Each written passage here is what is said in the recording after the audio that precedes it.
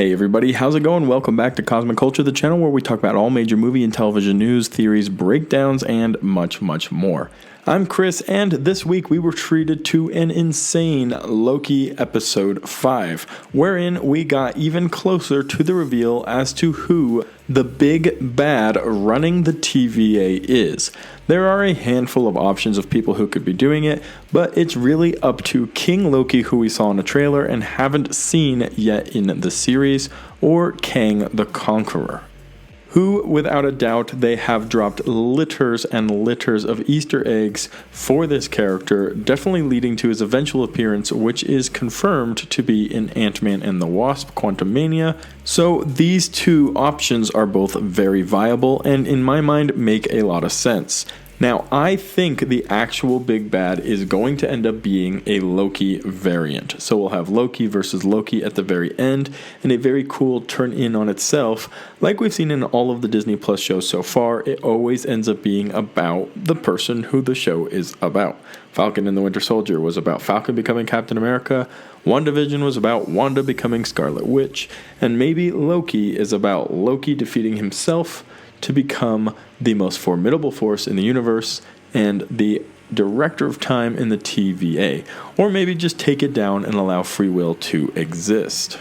In this video, I'm going to highlight a detail about the show that I think has a huge relevance and leads to this theory of mine that I think is very, very cool. And we're going to be talking in most about Renslayer. Be sure to subscribe to the channel, guys, if you're enjoying the theories, if you love to stay up to date on all major movie television news.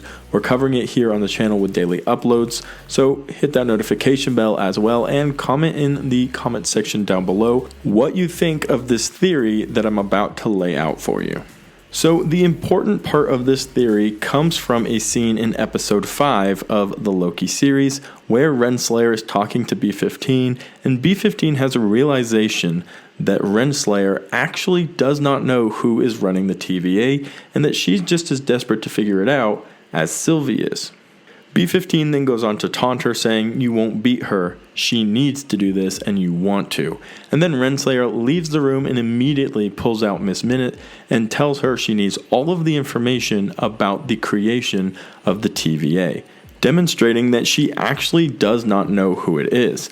Ms. Minutes then goes on to talk about how that's a huge order, and Renslayer responds by saying, "Somebody is trying to get to them, somebody's trying to hurt them, I need to find out where they are." So it seems like Renslayer actually does not know who is running the TVA, and this is a very important detail because Renslayer in the comics is actually romantically involved with Kang the Conqueror, which is why a lot of people had the first original initial thought that Kang could be in charge of the TVA. Not only is he a very important time-traveling character in the comics, but he has this romantic connection to the head judge, the head detective in the TVA, so naturally it would make sense. But if she doesn't know who's running the TVA, she's not having a romantic relationship with Kang, who we think is running the TVA. Or is she still in a romantic relationship with Kang the Conqueror? Follow me with this. It is possible that Kang, who is very well known for time traveling, is unable to live up to his full potential because he is aware that the TVA is monitoring all people leaving the sacred timeline, and that disables him from time traveling and, like I just said, living up to his full potential.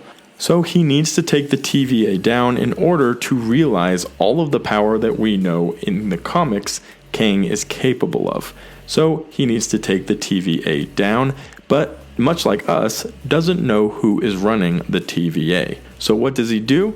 He sends in a sleeper agent. He sends in his lover, his romantic partner, Renslayer, to work her way up the ranks so that she can find out who is running the TVA and so that she can take them down, or at least tell Kang who it is so he can take them down.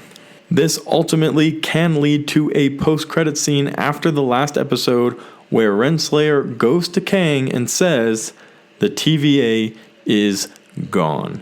And now Kang is capable of becoming a big bad in the MCU because nobody is overwatching or stopping him from going ahead and time traveling and reaching his fullest potential. I think that would be a really cool way to give Kang a small introduction without having him had run the TVA this entire time, but he's been waiting for his moment to also take down the TVA.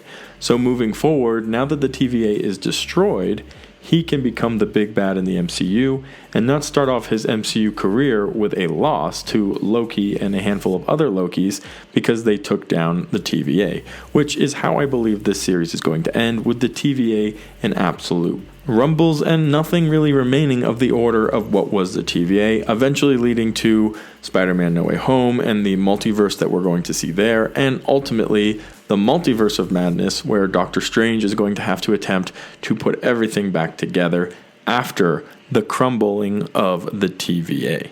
So that's where I'm at with this theory.